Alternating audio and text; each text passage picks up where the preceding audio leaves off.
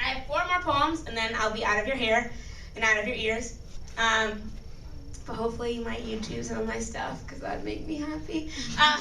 So the next 3 poems are actually a series of poems that I wrote over the course of 4 years. I was in love with a guy who was Muslim, and I'm Christian. If my poems do not say that, then I don't know. But I'm Christian, and it was kind of like a back and forth tug of war thing. Like, could we be together? I don't know. Could we be together? I don't know. And it was shit. And it hurt a lot. But I loved him more than I've loved anything. And he actually got married on my birthday, which was fuckery.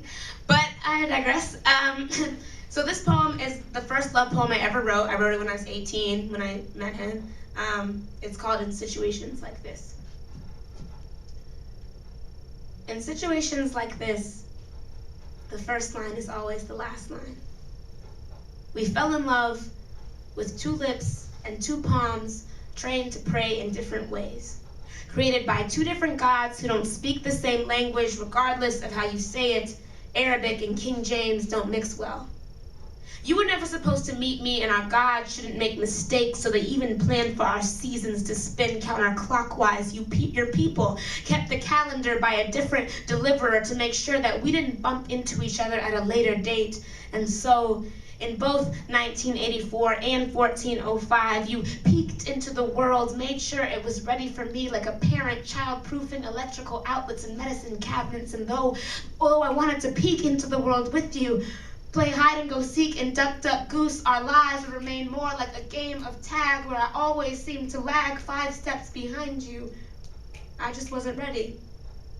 Still, I remained patient, waiting for 5 more years as a dream before I would manifest myself in fingertips and wide eyes and labor pains, because I wanted to be perfect if ever we should cross paths. We were carved by different hands, but our gods had mercy on us and painted us in the same skin, so that if we ever locked fingers for one moment, we could coexist, and I could begin where you begin and you could end where I end, and we could stand hand in hand without time blaring in our ears, telling us to speed up or slow down or move on. And 18 years later, I tremble in your arms, and not because this is the last time, but because when you hold me to your chest, I am pressing my soul to the 4 corners of the earth, and when you look into my eyes, you become reacquainted with the last seconds before you too left the world of dreams. But soon this will be over.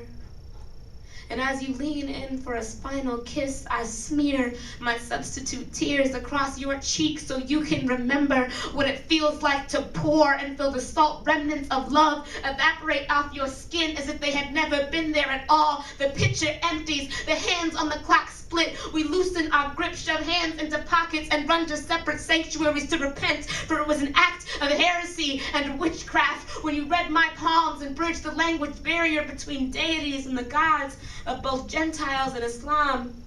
Were amazed at the answer to the stalemate, that the perfect translation, that speaking in tongues could be found in the hands and under the nails of something they created. So it was out of love that our God said they would give us whatever we asked.